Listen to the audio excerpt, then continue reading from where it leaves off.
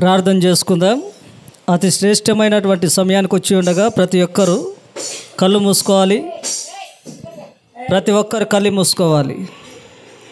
అతి శ్రేష్టమైనటువంటి సమయానికి వచ్చి ఉన్నాం. వాక్యాన్ని ధ్యానించే సమయం. దైవజనులు మన మధ్యలో ఉన్నారు, వాక్యాన్ని బోధిస్తూ ఉంటారు కనుక ప్రతి ఒక్కరూ ప్రార్థనలో ఏకీభవించాలి. మీరు కూడా ప్రార్థన చేసుకోవాలి. ప్రభువా, నాతో వాక్యం ద్వారా మాట్లాడు, నా జీవితాన్ని సరిచేయి, నా కుటుంబంలో ఉన్నటువంటి పరిస్థితులను బట్టి నీవు నాతో మాట్లాడు నాయనా అని ప్రతి ఒక్కరూ మనస్సుతో ప్రార్థన చేయాలి, ఆత్మతో ప్రార్థన చేయాలి. ప్రార్థన చేసుకుందాం. మహాపరిశుద్ధుడు అయిన మా యేసయ్య, నీకు అనేకమైన వందనాలు స్తోత్రాలు చెల్లిస్తూ ఉన్నాము నా తండ్రి. ప్రభువా, ఇంతవరకు నాయన చక్కటి పాటల ద్వారాను నా తండ్రి నీ నామాన్ని గణపరచడానికి మీరు ఇచ్చిన చక్కటి కృపణ ఆధిక్యతను బట్టి స్తోత్రాలు చెల్లిస్తూ ఉన్నాం నాయన. ఇంతవరకు మీరు జరిగించినటువంటి క్రమాన్ని బట్టి స్తోత్రాలు చెల్లిస్తూ ఉన్నాం.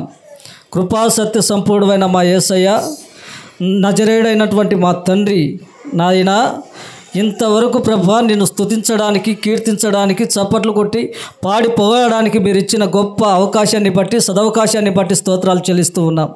నీ పక్షాన నీ దాసు నిలబడిపోతూ ఉండగా మీ ఆత్మచేత అభిషేకించండి.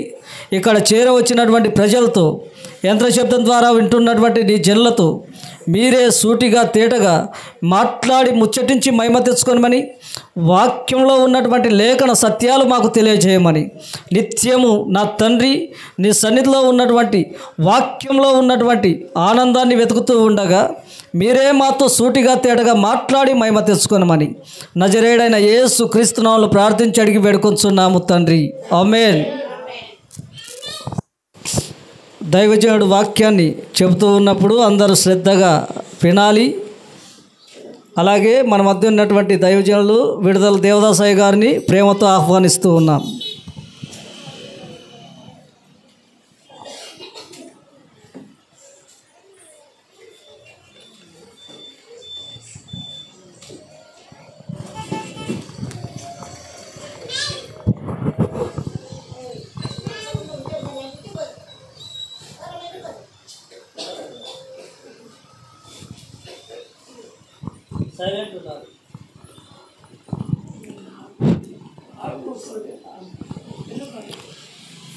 చేరువచ్చిన మీకందరికీ ప్రభు అయిన యేసుక్రీస్తు నామమున ప్రేమ వందనాలు. దేవుని పరిశుద్ధ గ్రంథంలో లూకాసు వార్త 16వ అధ్యాయము 19 నుండి 2 వచనాలు చదువుతాను. ధనవంతుడు ఒకడు ఉండెను. అతడు ఊదా రంగు బట్టలను, సన్నపునార వస్త్రమును ధరించుకొని ప్రతిదినము బహుగా సుఖపడుచుండువాడు. లాజరు అని ఒక దరిద్రుడుండెను. వాడు కురుపులతో నిండిన వాడై ధనవంతుని ఇంటి వాకిట పడి ఉండి అతని బల్ల మీది నుండి పడి రొట్టె ముక్కలతో ఆకలి తీర్చుకొనగోరెను. అంతేగాక కుక్కలు వచ్చి వాని కురుపులు నాకెను. ఆ దరిద్రుడు చనిపోయి దేవదూతల చేత అబ్రహామురమున ఆనుకొంటకు కొనిపోబడెను. ధనవంతుడు కూడా చనిపోయి పాతిపెట్టబడెను. అప్పుడు అతడు పాతాళములో బాధపడుచు కన్నులెత్తి దూరం నుండి అబ్రహామును అతని రొమ్మున ఆనుకుని లాజరును చూచి, తండ్రివైన అబ్రహామా, నా యందు కనికరపడి తన వ్రేలుకొనును నీళ్ళలో ముంచి నా నాలుకను చల్లార్చుటకు లాజరును పంపుము. నేను ఈ అగ్నిజ్వాలలో యాతన పడుచున్నానని కేకలు వేసి చెప్పాను. చిన్న మాట ప్రార్థన చేద్దాం. పరలోకపు తండ్రి, మహిమగల దేవా, యేసు ప్రభువా, మీ పాదములకు వేలాది స్తోత్రాలు నాయన. మా జీవానికి, మా ప్రాణానికి మూలమైన రక్షకుడా, మా జీవము క్రీస్తు కూడా దేవుని యందు దాచబడి ఉన్నందుకు మీకు స్తోత్రములు చెల్లిస్తూ ఉన్నాం. ఎక్కడ 2-3 నా నామమున కూడిందురో వారి మధ్యన ఉంటాను సెలవిచ్చిన రక్షకుడా, మా మధ్యన ఉన్నందుకు మీకు స్తోత్రములు చెల్లిస్తూ ఉన్నాం. వినే చెవి, గ్రహించే మనసు దయచేయండి. చదువుకున్న వాక్య భాగాన్ని దీవించి ఆశీర్వదించి మాకు పంచిపెడుదురని, మీ సన్నిధి మాకు తోడుగా ఉంచుదరని, శబ్ద యంత్రం ద్వారా బయట ఉన్న ప్రజలు మీరు నిజమైన దేవుడని, పాపములు క్షమించే దేవుడని, పరలోకానికి మార్గమై ఉన్నారని ప్రజలు తెలుసుకున్నట్లు వారి మనోనేత్రాలను తెరవమని ప్రార్థన చేస్తున్నాం. సాతాను చీకటి శక్తిని దూరపరచండి. మీ సన్నిధి తోడుగా ఉంచి మాతో మాట్లాడి మీరు మహిమ పొందుదురని, సంఘాన్ని అభివృద్ధిపరచుదురని ప్రియరక్షకుడైన యేసుక్రీస్తు వారి ఘనమైన నామమున ప్రార్థించి దీనులమై వేడుకొనుచున్నాము తండ్రి. ఆమేన్. దైవ గ్రంథములో నేను చదివినటువంటి వాక్య భాగము లూకాసు వార్త 16వ అధ్యాయము 19 నుండి 24వ వచనం వరకు చదివినాను. ఇక్కడ ఇద్దరు మనుషులు కనపడతా ఉన్నారు. ఒక మనుషుడు దరిద్రుడు, ఒక మనుషుడు ధనవంతుడు. లోకములో ప్రజలు రెండు విధాలుగా ఉన్నారు. ధనవంతులు ఒక వర్గము, పేదవాళ్ళు ఒక వర్గం. రెండే ఉండేది ప్రపంచంలో. ధనవంతులు ఉన్నారు, పేదవాళ్ళు ఉన్నారు.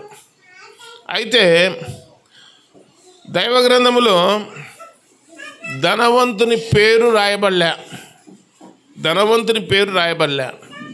ప్రపంచంలో ధనవంతుని పేర్లు ఉన్నాయి. ప్రపంచంలో ధనవంతుల పేర్లు ఉన్నాయి. ఇప్పుడు మన భారతదేశంలో రిలయన్స్ అధినేత అంబానీ ఉన్నాడు. అలాగే రతన్ టాటా అనేటైన ఉన్నాడు. బిల్ గేట్స్ ఉన్నాడు. ఇలా చాలామంది ఉన్నారు. కాబట్టి ప్రపంచంలో, దేశంలో, రాష్ట్రంలో ధనవంతులు అనేటోళ్ళు ఉన్నారు. కానీ వాళ్ళ పేర్లు ప్రతి ఒక్కరికి తెలుసు. ఎవరు ధనవంతులు అంటే ప్రతి సంవత్సరం కూడా ఈ సంవత్సరము మొదటి ర్యాంకు కొట్టినాడు ఈ ధనవంతుడు అని చెప్పి పేపర్ల పేర్లు ఎచ్చంటారు. అయితే దరిద్రుడు, ఫలానోడు దరిద్రుడు అని చెప్పి వాళ్ళ పేర్లు ఎవరు మతికి పెట్టుకోరు. దరిద్రుల పేర్లు ఎవరు మతికి పెట్టుకోరు, గుర్తుపెట్టుకోండి. కానీ ధనవంతుల పేర్లు మనుషులు మతికి పెట్టుకుంటారు, కానీ దరిద్రుని పేరు దేవుడు మతికి పెట్టుకుంటాడు. అది గుర్తు చేసుకోండి.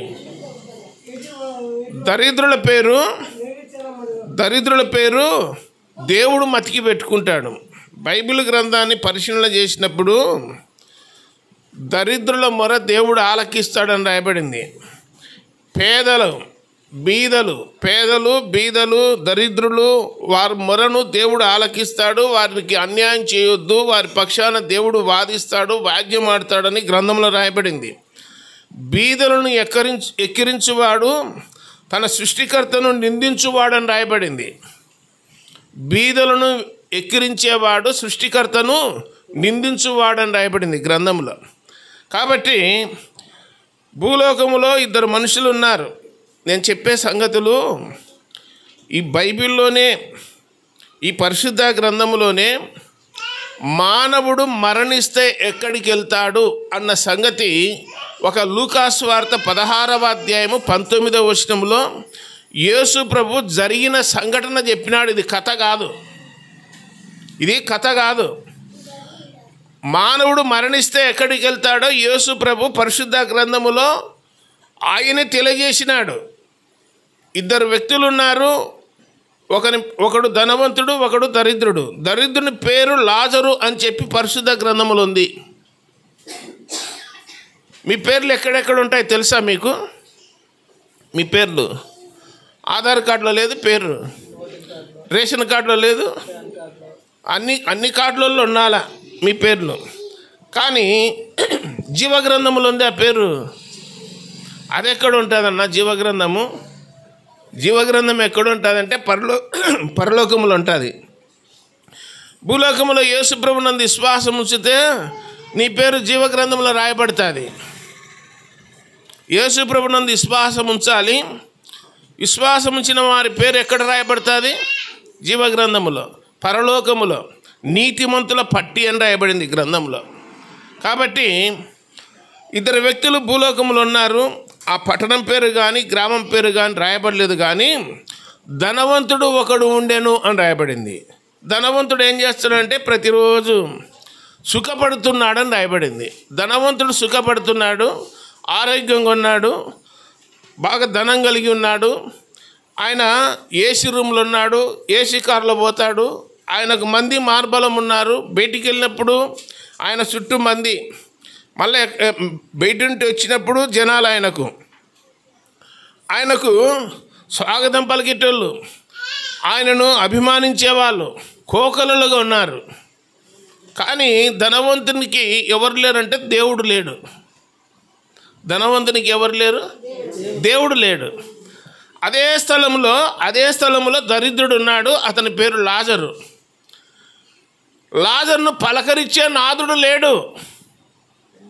ఏమయ్యా టిఫిన్ చేసినా, అన్నం తిన్నావా అని అడిగేవాడు కూడా లేడు. ధనవంతునికైతే టైం టు టైం అన్నీ తెచ్చిపెట్టే వాళ్ళు ఉన్నారు. అన్ని సదుపాయములు ఉన్నాయి. అతనికి అన్ని సదుపాయములు ఉన్నాయి. ముక్కు నచ్చినా, జలుబు చేసినా, దగ్గుపరిచం పట్టినా, ఏది పట్టినా వెంటనే డాక్టర్లు వచ్చి చెకప్ చేస్తారు. ఎవరిని? ధనవంతుని. దరిద్రునికి జలుబు వచ్చినా, జ్వరం వచ్చినా, ఏదొచ్చినా పట్టించుకునే నాదుడు లేడు దరిద్రునికి. అందుకని సన్నపు నార వస్త్రాలు ధరించుకొని, ఊదారంగు వస్త్రములు ధరించుకొని ప్రతిదినము బహుగా సుఖపడుచున్నాడు. అయితే ధనవంతుని ఇంటి వాకిట ఒక మనుషుడు ఉన్నాడు. ఆ మనుషుని పేరు లాజరు. అతడు దరిద్రుడు. దైవగ్రంథములో ధనవంతుని వాకిట ఎందుకు పడి ఉన్నాడు దరిద్రుడైన లాజరు? ఏం కారణమేమి? ఇప్పుడు అడుక్కుండేటోళ్ళు దండిగా ఉంటారు, బిచ్చగాళ్ళు. ప్రతి ఇంటికి వెళ్తారు, ఏదన్నా ఇచ్చే తీసుకుంటారు, లేకపోతే పోతంటారు. లేదు పోయి రాపంటే పోతంటారు. మనకందరికీ తెలుసు. అయితే ఈ దరిద్రుడు ధనవంతుని వాకిట పడి ఉన్నాడు అంటే అర్థం ఏంటంటే, ఆ ధనవంతునికి సంబంధించినటువంటి రక్త సంబంధి. ఇతడేం బిచ్చగాడు కాదు, అడుక్కుండేవాడు కాదు, ధనవంతునికి సంబంధించిన వాడే. ఏమింటే ధనవంతుడు పైసా కూడబెట్టి వాడు గొప్పోడైపోయినాడు. దరిద్రుడు ఉండేదంతా పోగొట్టుకొని ఏమి లేకుండా రిక్తహస్తాలతో మిగిలిపోయినాడు. కానీ ధనవంతుడు వీని మీద దయ చూపలేదు, ప్రేమ చూపలేదు, కనికరం చూపలేదు. అయ్యో శ్రమలు ఉన్నాడే, కష్టములు ఉన్నాడే, కురుపులతో నిండి ఉన్నాడే, నా ఇంటి వాకిట పడి ఉన్నాడే, వీనికి ఒక ముద్ద అన్నం పెడదాము, ఎవరినైనా పంపుదాము, వీనికి ఏదైనా పరిచర్య చేపిద్దాము, వీని కురుపులు కుక్కలు నాకుతూ ఉన్నాయి, వీనికి ఏదైనా సహాయం చేస్తాము, ఏదైనా హాస్పిటల్ దొరకపోదాము, డాక్టర్ దగ్గర చూపిస్తాము, ఒక ఇంజక్షన్ వేయిద్దాము, ట్యాబ్లెట్లు ఇప్పించామన్న ఆలోచన ధనవంతునికి రాలే. ఎట్లున్నాడంటే, నేను సంపాదించుకునే నేను తింటున్నా, మందికి ఎందుకు పెడతా? నేను నాది స్వార్థము. పక్కన సాటి మనిషి పట్ల నీవు నీళ్లు తాగేటప్పుడు కానీ, ఏదన్నా ఆహారం తినేటప్పుడు కానీ, ఆ దరిద్రుడు వాకిలి దగ్గర పడి ఉన్నాడు అని రాయబడింది. మతికి రావడం లే మనిషి. అంటే మానవత్వం అనేది లేదు, దయ అనేది లేదు, అంత కఠినంగా ఉన్నాడు. ఎవరు? ధనవంతుడు. కావాల్సినంత ఉంది. సరే, దేవుడు ఇదంతా గమనించినాడు. ఎన్నేళ్ళు చూసినాడో, 5 ఏళ్ళు చూసినాడో, 10 ఏళ్ళు చూసినాడో మనకైతే తెలియదు. కానీ మొత్తం మీద ఏం జరిగిందంటే, ధనవంతుని బల్ల మీద నుండి రొట్టె ముక్కలు కింద పడతాయంట. పడితే అవి ఏరుకొని తింటున్నాడు దరిద్రుడు. రొట్టె ముక్కలు కింద పడినటివి ఏం చేస్తున్నాడు? ఏరుకొని తింటున్నాడు. తర్వాత ఆ గిన్నె కడిగిన నీళ్ళు ఉంటాయి కదా, ధనవంతుడు అన్నం తిన్నాక గిన్నె కడిగారు, అవి తీసుకుపోయి బయట పోచి అన్నం మెతుకులు, అక్కడ ఆ అన్నం మెతుకుల కోసము కుక్కలు వచ్చినాయి, దరిద్రుని పక్కకు దొబ్బుతూ ఉన్నాయి. ఆ కుక్కలకు మెతుకులు దొరకక దరిద్రుని యొక్క కురుపులు నాకుతూ ఉన్నాయి. కుక్కలు కురుపులు నాకిందంటే రక్తం గారుతూ ఉంటే నాకినాయంటే రేబిస్ అనేది వచ్చేది. అది అందరికీ తెలుసు. మరి కుక్కలతో కలిసి ఆ మెతుకులు ఏరుకొని, రొట్టె ముక్కలు ఏరుకొని తిని బతుకుతూ ఉంటే ధనవంతుడు కళ్ళతో చూస్తున్నాడు, కానీ ఏమో కానీ దయ చూపలే. దేవుడు పైన నుండి అంతా చూస్తున్నాడు. చూసి ఈ దరిద్రుడు లాజరు భయం కలిగి, భక్తి కలిగి, హృదయంలో దేవుణ్ణి కలిగి ఉన్నాడు. ఆ ధనవంతుని మీద ఒక్క రోజైనా సరే ఆ ధనవంతుని మీద ఏమాత్రం కోపపడలేదు, సంశయపడలేదు, బాధపడలేదు, ఏమనుకోలేదు. నా రాత ఇంతే అని అనుకొని తను సహించుకున్నాడు, ఓర్చుకున్నాడు, అంతే తప్ప ధనవంతుని ఒక్క మాట కూడా అనలే. కానీ ధనవంతుడు మాత్రము ఇతని మీద జాలి చూపలే, కనికరం చూపలే. అయితే ఒకరోజు దరిద్రుడు చనిపోయినాడు అంటే కారణం ఉంది. ఏంటంటే అతని దగ్గర ఏమీ లేదు, తిననీకి లేదు, నీళ్ళు తాగనీకి లేదు, వస్త్రాలు ధరించనీకి లేదు, ఇండ్లు లేదు, ఎవని వాకిటప్పునో పడి ఉన్నాడు, కుక్కలతో సవాసం చేస్తున్నాడు. అందుకని ఆరోగ్యం క్షీణించి ఒకరోజు చనిపోయినాడు. దరిద్రుడు చనిపోయినాడు. చనిపోతే దేవదూతలు వచ్చి దరిద్రుని దేవదూతల చేత కొనిపోబడెను, అబ్రహాము రొమ్మున ఆనుకొనుటకు అని రాయబడింది. సరే, ధనవంతుడు ఉన్నాడు కదా, ధనవంతునికి ఆరోగ్యం భంగమైందా? ధనవంతునికి డాక్టర్లు లేరు, 10 మంది ఉన్నారు. అన్నీ చెకప్ చేసేటోళ్ళు. రోజు బీపీ ఉందా, షుగర్ ఉందా, అన్నం అరిగిందా లేదా, మంచి ఏసీ రూములు ఉన్నాడా లేదా, మంచిగా నిద్రపోతున్నాడా లేదా. ఆయన బెడ్రూమ్లో రకరకాల మనుషులు. ఆయనకు ఒక దైవజనుడు చెప్తా ఉంటే విన్నాను, గూటం ఎడ్వర్డ్ విలియం అని. ఆయన చెప్తా ఉన్నాడు, ఆయన దేవుని నమ్మకం ముందు హైదరాబాదులో ఒక హోటల్ పోయినాడు, వైస్రాయ్ హోటల్ అలాంటిది. పోతే రోజుకు ₹1,00,000 ఆ రూముకు, రోజు ₹1,00,000. ఆ రాత్రి అన్ని ఫెసిలిటీస్ ఉంటాయి, తినడానికి, తాగడానికి, నిద్రపోనికి, ఆడడానికి, పాడడానికి అన్నీ ఉంటాయంట ఆ రూమ్లో. అని ఆ మంచం, ఆ బెడ్ మీద పడుకుంటే మెత్తగా గాల్లో తేలిపోయినట్టు ఉంటుందంట, గప్పుడు నిద్ర వచ్చాదంట. అలాంటి ధనవంతులు ఉంటారంట ఆ రూమ్లో. ఆయనతో పాటు ఒక ఆమె డిస్కో శాంతి అని చెప్పి ఆమె కూడా ఆ రూమ్లో చేరిందంట. బటన్ నొక్కితే ఈత కొట్టడానికి స్విమ్మింగ్ పూల్ అని చెప్పి ఒకటి ఉంటుంది లోపల. ఇక్కడ బటన్ నొక్కుతేనే మంచం మీద నుండి దాంట్లో పోయి పడిందంట నీళ్ళల్లో. మళ్ళీ ఆడ కూర్చుంటేనే బటన్ ద్వారా పైకి వచ్చిందంట. బట్టలు తేమ దుడుచుకోవడానికి చేతులు లేకుండా మిషనే దుడిచేసిందంట ఆమెకు. అలాంటి సౌఖ్యంగా ఉన్నారు. ఆయన చెప్తా ఉంటే విన్నాను నేను. కాబట్టి ఈ ధనవంతునికి అలాంటి ఫెసిలిటీస్ ఉన్నాయి, ఏమి ఇబ్బంది ఏం లేదు. మరి ఎంత సౌఖ్యంగా ఉన్నా, ఎంత సంతోషంగా ఉన్నా, ఎంత సుఖపడుతున్నా ప్రాణానికి గ్యారెంటీ ఉందా? లేదు, ప్రాణానికి గ్యారెంటీ లేదు. అందుకని ఒకరోజు సడన్గా హార్ట్ అటాక్ వచ్చింది, గుండె ఆగిపోయింది ధనవంతునికి. ఆగిపోతానే పలానా ధనవంతుడు చనిపోయినాడు రా, టీవీలో న్యూస్లో వస్తుంది పలానా ధనవంతుడు చనిపోయినాడని, పేపర్లో పడింది, అన్ని ఛానల్లో వస్తుంది, అందరికీ తెలిసిపోయింది. ధనవంతుని శూన్యకి అనేకులు వచ్చన్నారు. మీకు అర్థం కావాలా కదా. సినిమా యాక్టర్లు ఎవరైనా చనిపోతే క్యూ కట్టినారు శూన్యకి పరామర్శించనీకి. అక్కడ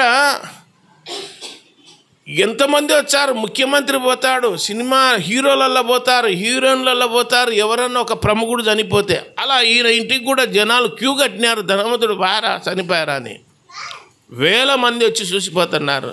బ్యాండ్ మేళాలతో ఊరేగించుకుంటూ పోయి భూస్థాపన చేసినారు. ఎవరిని చేసినారు? ధనవంతుడిని.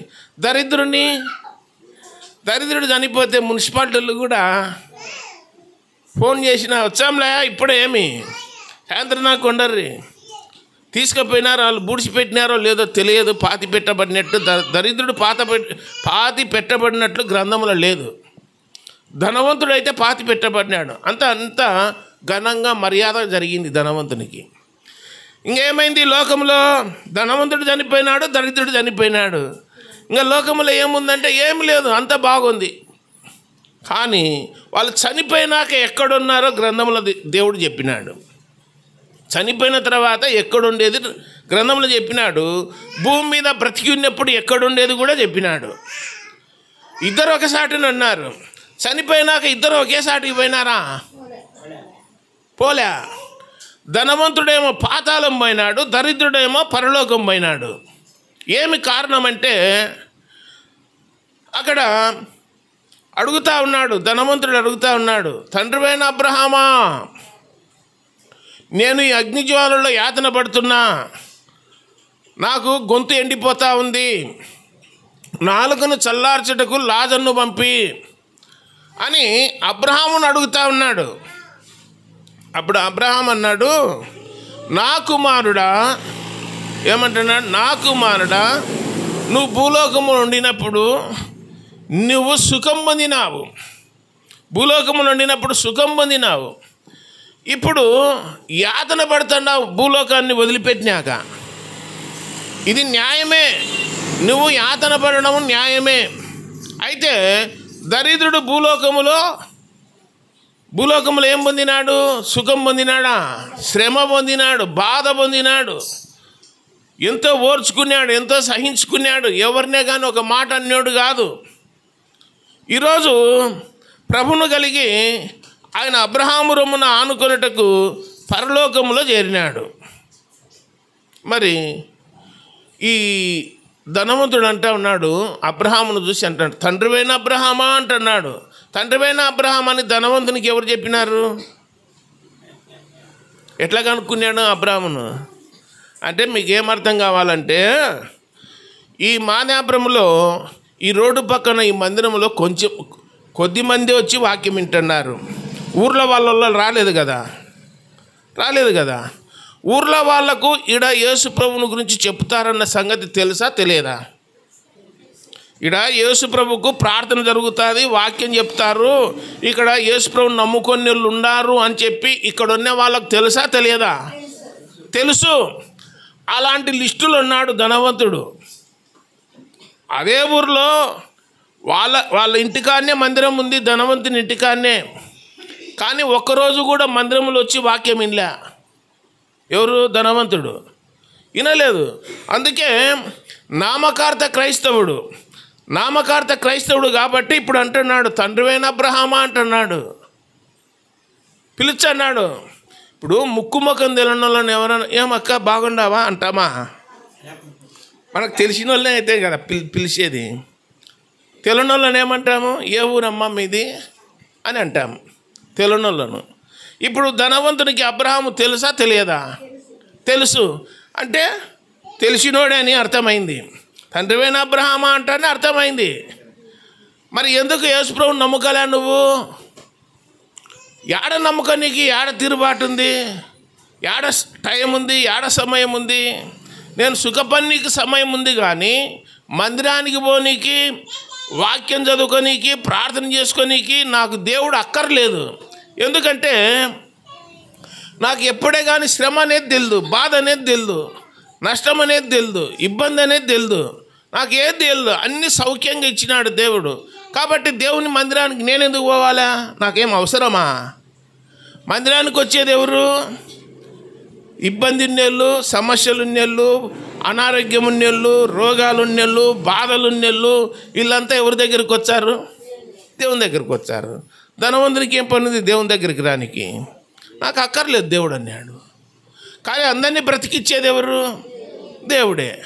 ఇప్పుడు అన్నాడు, ఏమి కుమారుడా, భూమి మీద ఉన్నప్పుడు నీకు ఇష్టం వచ్చినట్టు సుఖం పొందినావు కదా, మరి ఒక్కరోజన్న మందిరానికి వచ్చి వాక్యం విన్నావంటే లేదు. మరి యేసుప్రభుని నమ్ముకుంటేనే పరలోకం అని చెప్పి విన్నావా లేదా? విన్నాను. మరి ఇని కూడా ఎందుకు హృదయంలో చేర్చుకోలే? హృదయం క్రొవ్వింది, కండ్లు నెత్తికెక్కినాయి. యేసుప్రభు ఎవరు అని చెప్పి ధిక్కరించినాడు. ఇప్పుడు లోకం ఇడుస్తానే పాతాళానికి పోయినాడు.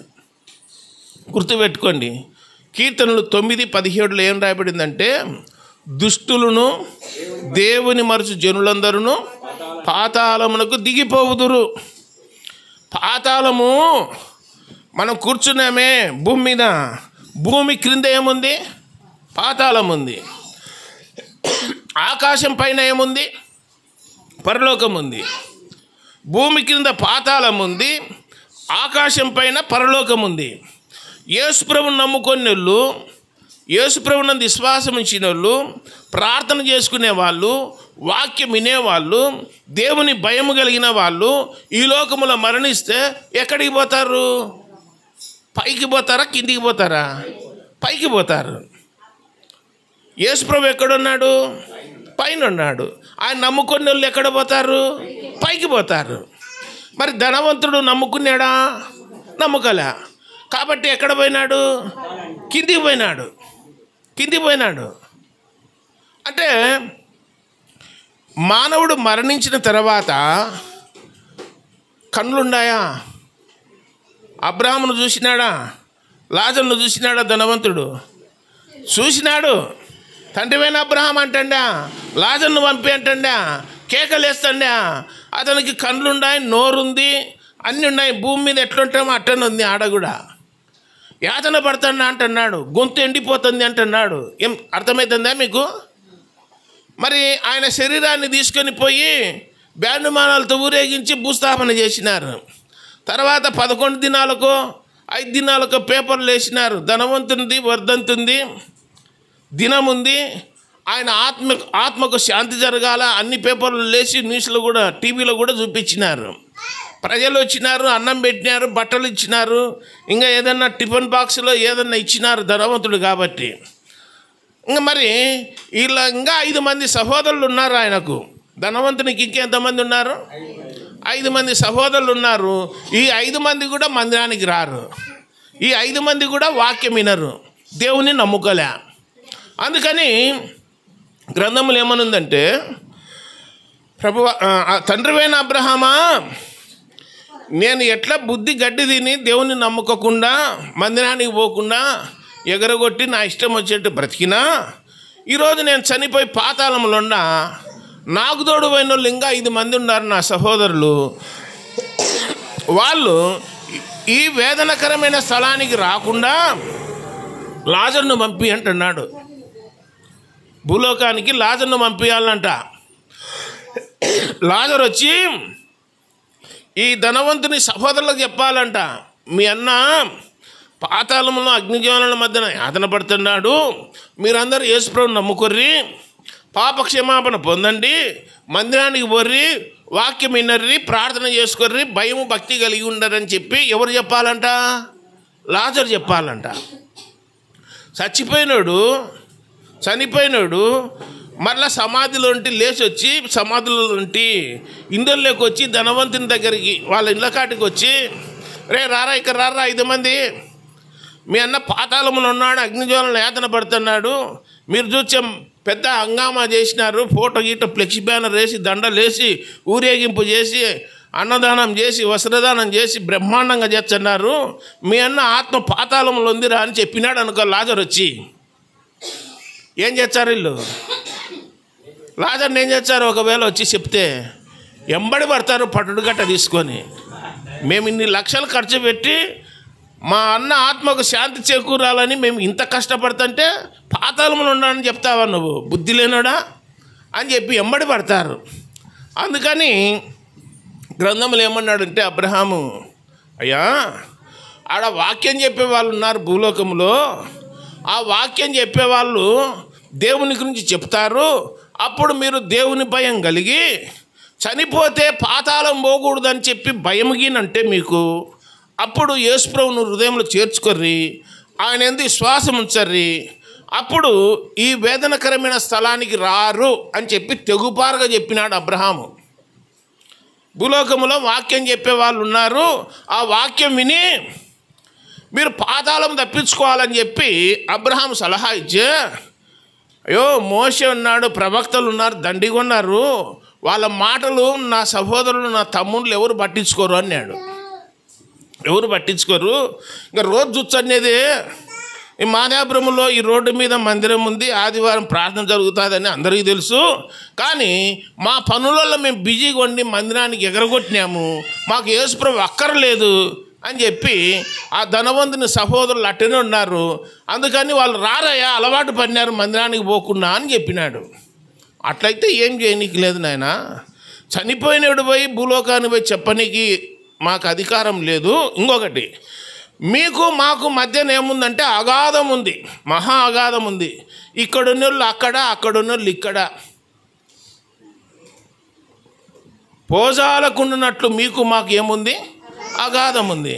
నువ్వు పాతాళంలో ఉండాల్సిందే, మేము ఈ పరదైసులో ఉండాల్సిందే. పరదైసు అనే దానికి అబ్రహాము రొమ్ము అని చెప్పి బిరుదు, అది బిరుదు పెట్టినారు, టైటిల్ పెట్టినారు. అబ్రహాము రొమ్ము అని చెప్పి దేవుడే పెట్టినాడు పేరు పరదైసుకు. మీకు కొన్ని ఇండ్లకు పేర్లు పెట్టుకుంటారా లేదా? పెద్ద బిల్డింగులు కట్టుకున్నారు అనుకో, పలానోళ్ళ నిలయము, పలానోళ్ళ భూమి అని పెట్టుకుంటుంటారు. ఇండ్లకు భూములకు పేర్లు పెట్టుకుంటుంటారు. ఈ ఇండ్లు 100 ఏళ్ళు ఇట్టని ఉంటుంది, ఇంకెప్పుడు పడిపోదని. 100 ఏళ్ళు ఇట్టని ఉంటుంది. బైబిల్లో ఉంది 49వ కీర్తనలో, తమ భూములకు తమ ఇండ్లకు పేర్లు పెట్టుకుంటారు, అవి స్థిరంగా ఉంటాయని. కానీ స్థిరంగా ఉండేది ఇండ్లు లేదు, మానవుడు లేడు. భూమి మీద స్థిరంగా ఉండే ఇండ్లు లేదు, మానవుడు లేడు. ఈ లోకము కూడా స్థిరము కాదని రాయబడింది. స్థిరంగా ఉండేదేంటి? పరలోకము. స్థిరంగా ఉండేది ఎవరు? దేవుడు. దేవుడు స్థిరంగా ఉంటాడు, పరలోకము స్థిరంగా ఉంటుంది.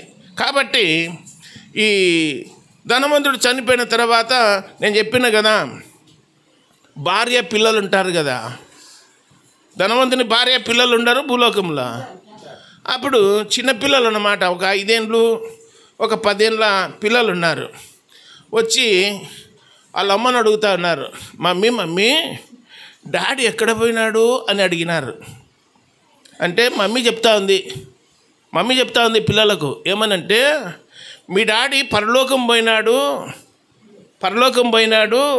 పరలోకములో మీ డాడీని బంగారు ఉయ్యాలలో గాబ్రియేలు దేవుని దూత ఒక దిక్కు, మికాయేలు దేవదూత ఒక దిక్కు బంగారు ఉయ్యాలు లేసి ఊపుతున్నారంట ధనవంతుణ్ణి. తెలుసా మీకు? నిజంగానే ఊపుతున్నారా? ధనవంతుని భార్య చెప్తోంది పిల్లలకు, డాడీ ఎక్కడ పోయినాడంటే పరలోకం పోయినాడు, పరలోకంలో బంగారు ఉయ్యాలు ఊగుతున్నాడంట. ప్రజలు కూడా అట్టనే అనుకుంటున్నారు, బంగారు ఉయ్యాలు ఊగుతున్నాడని. బంగారు ఉయ్యాలు లేదు, ఏం లేదు. అగ్నిజ్వాలల మధ్యన యాతన పడుచున్నాడు, ఈ వేదనకరమైన స్థలం అని రాయబడింది. కాబట్టి అబ్రహాము చెప్పినాడు, అయా దేవుని నమ్ముకుంటే ఈ స్థలానికి రారని చెప్పినారు. కాబట్టి లాజరు నెమ్మది పొందుతున్నాడు. ఈ లోకములో కష్టం పొందినాడు, శ్రమ పొందినాడు.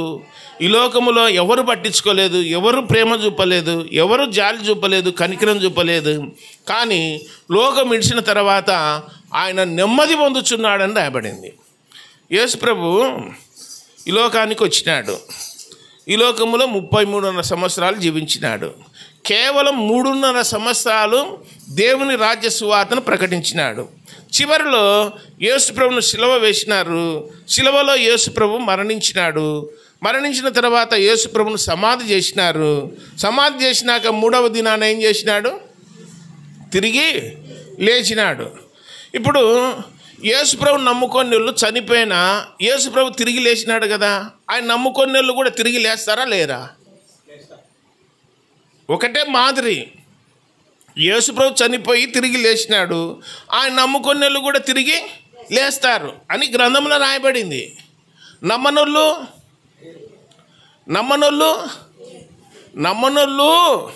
పాతాళములు ఉంటారు.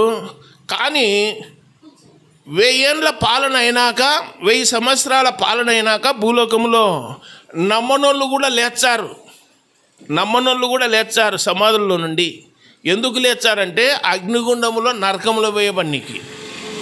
పాతాళం అనేది ఈ లోకమున నమ్మనోళ్ళు పోయేది, నమ్మకుండా ఉన్నవాళ్ళు పోయేది పాతాళం. ఆ పాతాళంలో అగ్నిజ్వాలలు ఉంటాయి, యాతన ఉంటుంది, వేదన ఉంటుంది, దప్పిక ఉంటుంది, అలమటిస్తూ ఉంటారు, కేకలేస్తూ ఉంటారు పాతాళంలో.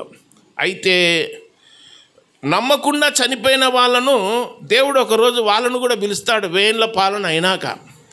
అప్పుడు ధవల సింహాసనం తీర్పు అని ఉంది. ఆ తీర్పుకు వస్తారంట వీళ్ళంతా. వచ్చి వీళ్ళనంతా తీసుకుపోయి అగ్నిగుండములో లేక నరకములు వేస్తారు. అక్కడ అగ్ని ఆరదు, పురుగు సావదు. అది మహాభయంకరమైనది. అది 2వ మరణం అన్నాడు. అదే మరణము? 2వ మరణము. అగ్నిగుండంలో యుగయుగాలు కాలుతన్నాలంగా. ఇంకా అక్కడ మాట్లాడే అవకాశం కూడా లేదు. పాతాళములో అబ్రహాముతో మాట్లాడే అవకాశం ఉంది, కానీ అగ్నిగుండంలో ఏముండదు, మాట్లాడే అవకాశమే లేదు. ఇంకా యుగాలు కాలుతూ ఉండాలి. ఆ అగ్నిగుండాన్ని తప్పియనికే యేసు ప్రభు శిలువలో ప్రాణం పెట్టింది. అర్థమైందా? పాతాళము, అగ్నిగుండము ఈ రెండింటిని తప్పియడానికి యేసు ప్రభు ఏం పెట్టినాడు? ప్రాణం పెట్టినాడు. బైబిల్లో యోహాను సువార్త 10వ అధ్యాయము 17వ వచనములో ఇలాగ చెప్తున్నాడు, నేను దాన్ని మరలా తీసుకున్నట్లు నా ప్రాణము పెట్టుచున్నాను, ఇందువలన నా తండ్రి నన్ను ప్రేమించుచున్నాడు, ఎవడును నా ప్రాణము తీసుకొనడు, నా అంతట నేనే దాన్ని పెట్టుచున్నాను, దాన్ని పెట్టుటకు నాకు అధికారము కలదు, దాన్ని తిరిగి తీసుకొనుటకు నాకు అధికారము కలదు, నా తండ్రి వలన ఈ ఆజ్ఞ పొందితినెను. యేసు ప్రభు ప్రాణం పెట్టడానికి, ప్రాణము తిరిగి తీసుకోవడానికి అధికారము కలిగిన వాడు. మనం ఎవరికైనా ప్రాణం పెట్టినామనుకో తిరిగి వచ్చేదా? రాదు, పోతుంది అంతే. ఇంకా తిరిగి రాదు. కానీ యేసు ప్రభు ప్రాణం పెట్టింటే తిరిగి వచ్చింది. 3వ దినాన తిరిగి లేచినాడు. ఆయనకు అధికారం ఉన్నదని చెప్పి గ్రంథంలో రాయబడింది.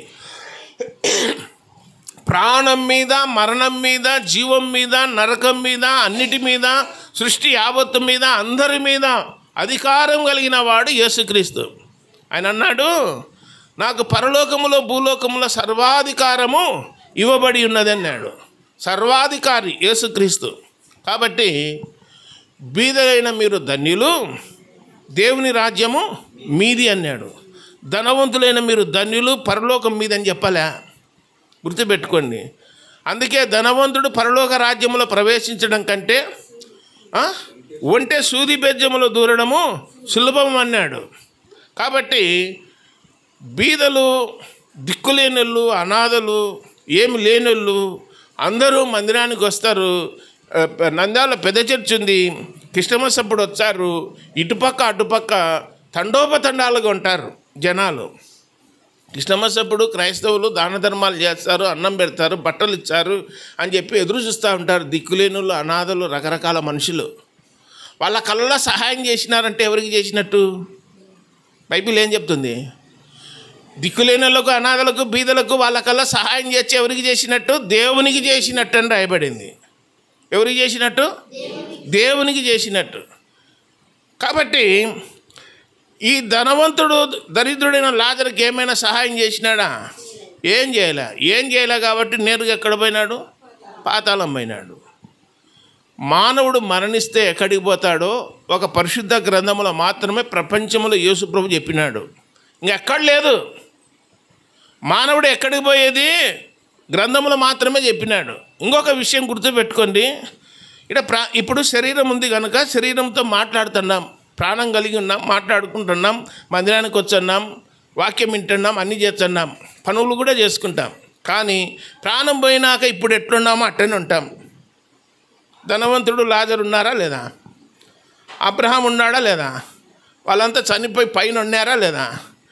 వాళ్ళ సంభాషణ వింటున్నామా లేదా? మరి మనం కూడా అంతే. వాళ్ళు మనుషులే, మనము మనుషులమే. అబ్రహాము దరిద్రుడైన లాజరు దేవుణ్ణి నమ్ముకున్నారు, వాళ్ళు పరదేశంలో ఉన్నారు. దొంగ కూడా సిలువ వేయబడిన నేరస్తులలో ఒక దొంగ ఉన్నాడు. దొంగతో యేసుప్రభు ఏమన్నాడు? నేడు నీవు నాతో కూడా పరదేశంలో ఉండు అన్నాడు. పాతాళంలో అని చెప్పలే. కాబట్టి దైవ సన్నిధిలో ఆలోచన చేసినప్పుడు మనుషుడు ఎక్కడికి వెళ్ళాలనో డిసైడ్ చేసేది, నిర్ణయం చేసేది దేవుడు. నువ్వు ఎక్కడికి వెళ్ళాలనో నిర్ణయం చేసేది దేవుడు. అయితే ఆ నిర్ణయానికి కట్టుబడి ఉండాల్సింది మనం. యేసు ప్రభునందు విశ్వాసం ఉంచితే, ఆయనందు విశ్వాసం ఉంచితే మన పేరు ఎక్కడ రాయబడుతుంది? జీవగ్రంథంలో, పరలోకంలో రాయబడుతుంది. విశ్వాసం ఉంచలేదనుకో, దేవుని ఎందు భయము భక్తి కలిగి ఉండలేదనుకో, మాకు అక్కర్లేదన్నామనుకో, నీ పేరు పాతాళంలో ఉంటుంది. ఈడ లేకపోతే ఆడుంటుంది, ఆడ లేకపోతే ఈడుంటుంది. బైబిల్ అంటాడు, ప్రకటన గ్రంథం 15వ అధ్యాయం 20వ వచనంలో, ఎవని పేరైనను జీవగ్రంథమందు రాయబడినట్టు కనబడకపోతే వాడు అగ్నిగుండములో పడవేయబడును అని రాయబడింది. ఎవని పేరైనను జీవగ్రంథములో రాయబడినట్టు కనబడకపోతే వాడు అగ్నిగుండములో వేయబడును అన్నాడు. మరి పేరు ఎవరు రాస్తారు? పేరు రాసేది ఎవరు తెలుసా మీకు? మనము ఏ రోజైతే యేసు ప్రభువును హృదయంలో చేర్చుకుంటామో ఆ రోజే నీ పేరు రాయబడుతుంది. మేము యేసు ప్రభువును హృదయంలో చేర్చుకున్నాము, యేసు ప్రభువే మాకు రక్షకుడు, యేసు ప్రభువే మాకు దేవుడు, యేసు ప్రభు మా కొరకు ప్రాణం పెట్టినాడు, యేసు ప్రభు దేవుని కుమారుడు అని ఎవరైతే విశ్వాసం ఉంచుతారో వారు నీళ్ళల్లోకి పోయినాక బాప్తిసం తీసుకుంటారు. బాప్తిసం తీసుకున్నారంటే సాక్ష్యం చెప్పినారని అర్థము. యేసు ప్రభు దేవుడు, దేవుని కుమారుడు, ఆయన పరలోకం ఇస్తాడు అని చెప్పి సాక్ష్యం చెప్పినారని అర్థం. ఏ రోజైతే అలాంటి సాక్ష్యం నువ్వు చెప్తావో అప్పుడే నీ పేరు ఎక్కడ ఉంటుంది? జీవగ్రంథంలో ఉంటుంది. భూలోకంలో నాకు యేసు ప్రభు అక్కర్లేదు అన్నామనుకో, పరలోకంలో కూడా అక్కర్లేదంటాడు. ఈడ ఎవరైతే ఒప్పుకుంటారో ఒప్పుకున్న వాళ్ళ పేర్లు పరలోకములు కూడా దేవుడు ఏం చేస్తాడు? ఒప్పుకుంటాడు. ఈడ ఒప్పుకుంటే ఆడ ఒప్పుకుంటాడు. ఈడ కప్పినారనుకో, అతిక్రమములు దాచిపెట్టువాడు వర్ధిల్లడు, వాటిని ఒప్పుకొని విడిచిపెట్టువాడు కనికరము పొందునని చెప్పి రాయబడింది. కాబట్టి ఒక ఉపమానం చెప్తాను, వినండి. ఒక ఊరిలో ఒక దేవుని నమ్ముకున్నాడు చనిపోయినాడు. చనిపోతే నంద్యాలకు వచ్చినాడు పెట్టె కోసం. అది వర్షాకాలం. పెట్టె కోసం వచ్చినాడు.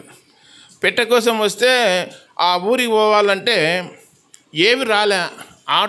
ఆటో వాడు పెట్టె రోడ్డు మీద పెట్టుకొని నిలబడినాడు. ఒక వ్యక్తి తీసుకుపోనికి భూస్థాపనకు ఆటో వాడిని నిలబెట్టినాడు. పెట్టె మేము వేసుకోమన్నాడు. బస్సుని నిలబెట్టినాడు, నేను వేసుకొని అన్నాడు. 2-3 లారీలలో నిలబెట్టి అడిగినాడు, వాళ్ళు వేసుకోలే. లాస్ట్లో ఒకడు ఏం చేసినాడంటే దయ తెలిసి నిలబెట్టినాడు. వెనక వేసుకోపోరా, లారీలో వెనక వేసుకోపో పెట్టే అని చెప్పినాడు. చెప్తే పెట్టె లోపల వేసుకొని కూర్చున్నాడు. వేరే ఊరికి పోతున్నాడు. ఒక మధ్యలో 2-3 గ్రామాలు వచ్చినాయి. వాళ్ళ ఊరు ఇంకా చాలా దూరం ఉంది అన్నమాట, 20 కిలోమీటర్లు. మధ్యలో 2-3 గ్రామాలు వచ్చినాయి. మధ్యలో ఇంకా కొందరు ఏం చేసినారంటే లారీ ఆపినారు. వేరే ఊళ్ళో పోయేటోళ్ళు ఆపితే లారీ ఎక్కి వెనక కూర్చున్నారు లారీ లోపల. చిన్నగా వర్షం మొదలైందంట. వర్షం పడుతుందంట.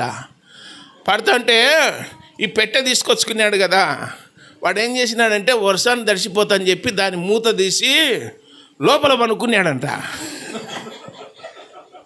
దేంట్లో? పెట్టెలో పనుకున్నాడంట, వర్షాన్ని దర్శకుండా. మిగతా వాళ్ళు మధ్యన ఎక్కినారు కదా, వాళ్ళు ఏం చేస్తున్నారంటే వరే లోపలికి పోయినా బాగుండరా క్యాబిన్లోకి, దీంట్లో తడుచున్నామని చెప్పి దాన్ని ఆనుకొని ఉన్నారంట 3 మనుషులు. మాటికి పెట్టే మూత కదులుతుంది అంట. ఏందబ్బా మూత కదులుతుంది అని చూస్తున్నారంట. దానికి వెళ్ళే ఏం వర్షం ఎక్కువైతట్టుంది అని చెప్పి మూత అట్లా తెరిచి చూసినాడంట. మూత తెరిచి చూచానే ఆ లారీలో ఎక్కిన వాళ్ళు 3 ఆపురా నాయన అని డ్రైవర్ని ఆపి ఆ లారీలో నుండి దుమికి పొలాలలో పడి ఉరుకంట. ఎందుకు ఉరికినారు? శవం లేచిందిరా నాయనంగా అని. పెట్టెలో నుండి శవం లేచిందని చెప్పి. శవం లేచాదా పెట్టెలో? లేదు. తర్వాత ఏమిరా అట్లా ఉరికినారని డ్రైవర్ అడిగితే నేనేం చేసా స్వామి, వాన పడుతుంటే తడుచారని పెట్టెలో పనుకున్నా, మూత గదిలే అలా ఉరికిపోయినారు, ఇంక నేనేం చేయొచ్చు అని చెప్పినాడు. అర్థమైందా?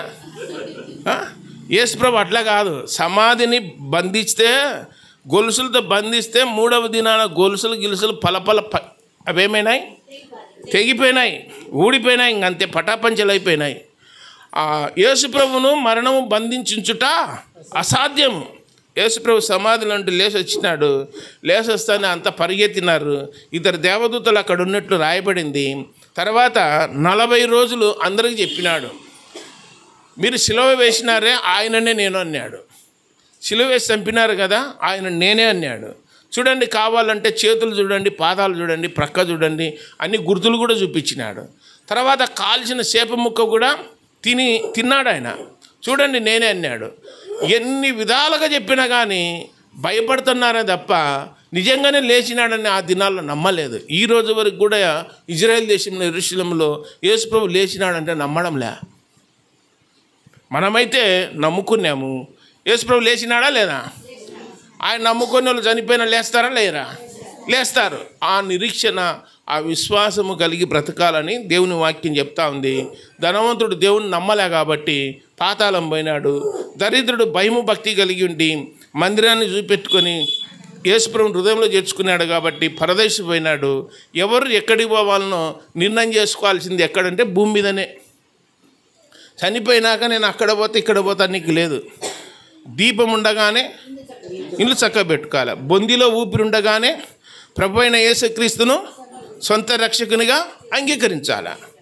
రేపు అనబడు సమయము లేదు, నేడు అనబడు సమయం ఉండగానే ప్రభు అయిన యేసుక్రీస్తును సొంత రక్షకునిగా అంగీకరించాలి. రేపేం సంభవించునో మీకు తెలియదు. మీ జీవము ఏ పాటిది అంతలో కనబడి మాయమైపోవు ఆవిరి వంటిది అన్నాడు. కాబట్టి ఇంకా ఎవరైనా యేసుప్రభుని నమ్మకపోతే నమ్ముకోండి.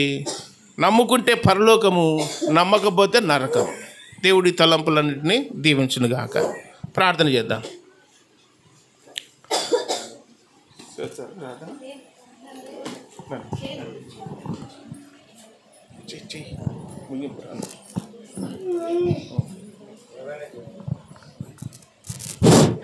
ముగింపుగా ప్రార్థన చేసుకుందాం. అన్నగారు చక్కని వర్తమానం మనకందరికీ అర్థమయ్యేటట్టుగా ధనవంతుడు ఎక్కడికి పోయినాడో, లాజరు ఎక్కడికి పోయినాడో అనే విషయం మరి అందరికీ అర్థమయ్యేటట్టుగా తేటగా మనమందరము బాగా తెలుసుకోవాలి. లోకంలో ఉన్నప్పుడే, ప్రాణం ఉన్నప్పుడే, బొందిలో ఊపిరి ఉన్నప్పుడే, ఈ శరీరం మట్టికి పోకముందే, మనం ఈ లోకంలో నుంచి వెళ్ళకముందే మన ప్రభువును సొంత రక్షకునిగా అంగీకరించి సిద్ధపడి పరలోక రాజ్యానికి వెళ్ళాలని చెప్పి మరి లాజరు అయితే పరలోక రాజ్యానికి అనగా అబ్రహాము రొమ్మున అనుకున్నాడు. ఈ లోకంలో బీదవాడు, పేదవాడు, లాస్ట్కు అన్నం కూడా లేదు ఆయనకు, రొట్టె ముక్కలు ఏరుకొని బ్రతికినాడు. అలాంటి ఆ లాజరు మరి అబ్రహాము రొమ్మున అనుకున్నట్టుగా ధనవంతుడు కూడా భయంకరమైనటువంటి పాతాళానికి వెళ్ళిపోయాడు. అక్కడ అన్నగారు బాగా చెప్పారు. మరి నేను ఇంకా చెప్పడానికి వీల్లేదు కనుక ప్రార్థన మాత్రం చేస్తాను. మనకు సరిగ్గా టైము 8 అయింది, మంచి టైము. అన్నగారు మరలా నందాలకు వెళ్ళాలా కనుక ఈ సమయంలో మనము ముగింపుగా ప్రార్థన చేసుకుందాం. ప్రార్థన చేసుకొని అందరు తలలో ఉంచండి, ప్రార్థన చేసుకుందాం. ప్రేమ కలిగిన మా పరలోకపు తండ్రి, నీకు వందనాలు, స్తోత్రాలు నాయన. మీరు మమ్మల్ని ప్రేమించి మరి ఒక శనివారం మీరు ఇచ్చారు, నీకు స్తోత్ర. ఈ శనివారంలో ప్రభువా ప్రార్థించి ఆశించిన రీతిగా మరి అన్నగారు తండ్రి, మరి నాయన దేవదాస్ అన్నగారు ఇంకా అయ్యగారు వచ్చారు. నాయన మాకు ఎంతో చక్కని వర్తమానం నాయన ధనవంతుని గురించి, లాజరుని గురించి వివరముగా, విఫలముగా అందరికీ అర్థమయ్యేటట్టుగా తండ్రి మీ యొక్క ప్రియ బిడ్డలు, మీ దాసులు తండ్రి మరి దేవదాసన గారు ఎంతో విశదముగా చెప్పారు. ప్రభుని స్తోత్ర. నిజంగా చక్కని మాటలు మేము వినగలిగితే నీకు వందనాలు చెల్లించుకుంటున్నాం. మరి అందరూ కూడా ఈ సమయాన్ని ఉపయోగించుకున్నారు నాయన, రాగలిగినారు మందిరానికి, మరి నీ మాటలు వినగలిగినారు, నీకు స్తోత్రాలు. నిజమే నాయన. మరి రేపు ప్రభు దినం, నిన్ను స్తుతించుకొని ఆరాధించుకునే దినం ప్రభా, నిన్ను మయంపరుచుకునే దినం. రేపటి కొరకు అందరినీ మీరు సిద్ధపాటు చేయండి ప్రభా, నీకు స్తోత్రాలు.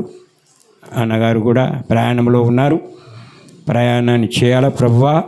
చేరవలసిన గమ్యస్థానము సుఖముగా క్షేమంగా చేరుటకు మీరు తండ్రి మరి వారి ప్రయాణాన్ని మీరు ఆశీర్వదించమని కూడా ప్రార్థన చేస్తున్నా.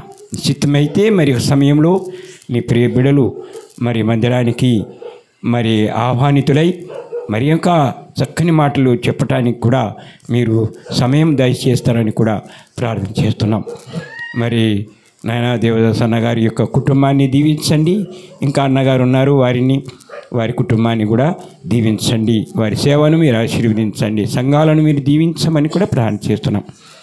ఇప్పుడు నీ ప్రియబిడలు వారి కుటుంబాలకు వెళ్తున్నారు, వారితో ఉండమని, చక్కని నిద్ర ఈ రాత్రి మాకు అందరికీ దయచేయమని, మరి యొక్క వేకజామున అందరం లేచి నిన్ను స్తుతించుకునే భాగ్యం, నిన్ను జ్ఞాపకం చేసుకునే భాగ్యము మాకందరికీ దయచేయమని, రేపు అందరూ కూడా వచ్చి ఆరాధించుకునే భాగ్యం మీరు దయచేయమని, మీరే మహిమ ఘనత ప్రభావములు పొందమని, ప్రియకుమారుడు మా ప్రభువు మా రక్షకుడు మా కొరకై ప్రాణం పెట్టి తిరిగి లేచిన యేసయ్య దివ్య నామాన్ని బట్టి అతి వినయముగా వేడుకుంటున్నాము తండ్రి. ఆమేన్. మన పరమ తండ్రి అయిన దేవుని ప్రేమయు, మన ప్రభు అయినటువంటి యేసు ప్రభు యొక్క కృపయు, పరిశుద్ధాత్మని యొక్క అన్యోన్య సావాసం ఇప్పుడును ఎల్లప్పుడూ సర్వలోకములో ఉన్నటువంటి సకల పరిశుద్ధులకును, ఇక్కడ చేరవచ్చినటువంటి నీ బిడ్డలందరికీ వారి కుటుంబాలకును సదాకాలం తోడైండు స్వామి. ఆమేన్. ఆమేన్. అందరికీ వందనాలమ్మా. వందనాలు అన్న.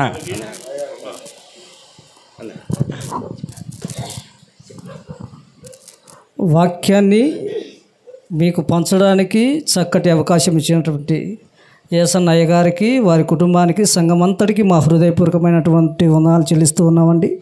కూడిక ముగించబడింది. ప్రార్థన అవసరత కలిగిన వారు ప్రార్థన చేసుకొని సెలవు తీసుకోండి. దేవుడు మిమ్మల్ని దీవించును గాక.